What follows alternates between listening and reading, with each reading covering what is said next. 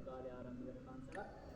එතකොට ක්‍රිස්තු වර්ෂ 5 වන සියවසේදී ධාතුසේන රජතුමා රජ වීමත් සමග මේ ආසන්නයේ කලාදල නමින් අපි හඳුන්වන මහා වැවක් නිර්මාණය කිරීම කරන්න ආරම්භ කරනවා.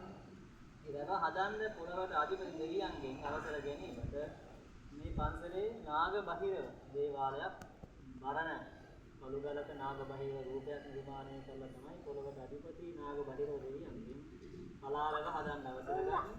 ඒකට අවසර ගැනීමත් එක්ක ඒගොල්ලෝ බාරයක් දෙන බවට ආරක්ෂාවට අන්නේ බාරය ඔප්පු කිරීම වෙනුවෙන් තමයි බුදු පිළිමයක් හදන්න ඒගොල්ලෝ පොරොන්දු වෙන්නේ.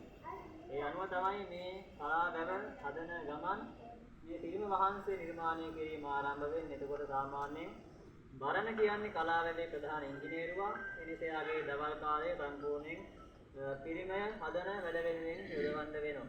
මේ වැව හදන්න යොදවන්න වෙනවා. ඒ නිසා උදෑසන පැයක කාලයක් හැන්දෑවට පැයක කාලයක් තමයි මේ පිළිමය හදන්න කාලය වෙන් කරගෙන තියෙන්නේ. එතකොට අපේ රටේ ඒ කාලේ සිංහල දෙහෙත් තිබිලා තියෙනවා කළුගල මෙලෙක් කරන්න පුළුවන්, මෙටි බවට පත් කරන්න පුළුවන්. එතකොට ඒ නිදන් වස්තු තැන්පත් කළ තාක්ෂණය.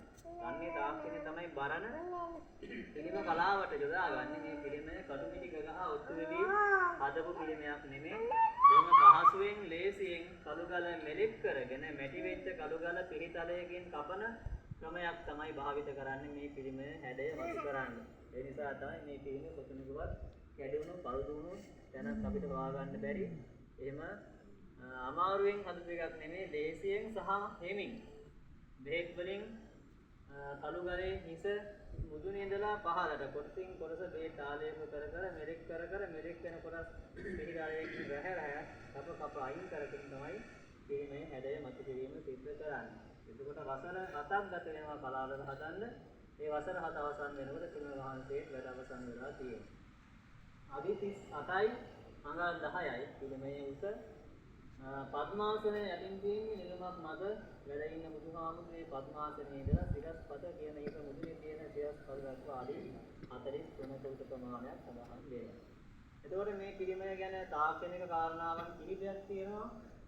මේ පිළිමය සමබංග පිළිමයක් විදිහට. සමබංග කියනවා පාද දෙකට බර සමව යෙදීම. මේ දකුණු අත ඉහළට එසවෙනවා. එළියට පැත්තට පොඩ්ඩක් යනවා. දකුණු පැත්තට ඉහළින් බර වැඩි වීමක් සිද්ධ වෙලා තියෙනවා. ඒ නිසා වම් පැත්තේ සිවුරු කොටින් බරක් වම් පැත්තට වෙනම පහළට දානවා. දකුණෙන් ඉහළට යන බර වම් පැත්තෙන් පහළට යෙදීමෙන් දෙපැත්තේම බර පාද වලට සමානව යෙදීම සමබංග පිළිමයක් විදිහට මේ පිළිම නිර්මාණය වෙන්නේ. ඊළඟට ආබද්ධ ගණයේ පිළිමයක්. ආබද්ධ ගණය කියනවා බද්ධයක් සහිතව පිටිපස්සෙන් තියෙන කළුගලත් එක්ක බද්ධයක් බැඳීමක් සහිතව වැඩ අවසන් වන පිළිමයක්. ඒ කළුගල වෙනම කළුගලක් නෙමෙයි, පිළිමය හදන්න තෝරගත්ත කළුගලෙන් ඉතිරි වෙච්ච කොටස ගල් බිත්තියක් විදිහට ඉතිරි කරනවා. ඒ වගේම තමයි මේ පිළිමය දෙපැත්තෙන්ම ඇතුළට කඩලා පිළිමයේ ප්‍රතිමාවේ හැඩය මතු කරනවා වගේම තමයි කුඹුනාරදී සීමාව අඩි 2.5ක පළලක් සහ අඩි 25කට ආසන්න උසක් කළුගලයි පිළිමයේ අතර බැඳීම බද්ධයේ සහිතව ඉතිරි කරලා තමයි පිළිමයේ වැඩ අවසන් වෙන්නේ. එතකොට පිළිමේ වෙනම තනි කරලා අරගෙන නැහැ. ඒකෙන් ලැබෙන වාසිය තමයි මේ පිළිමේ ඉස්සරහින් අපිට බලද්දි පෙනුමට බාධාවක් වෙන්නේ නැහැ. නමුත් මේක ඉස්සරහට පැමිණීම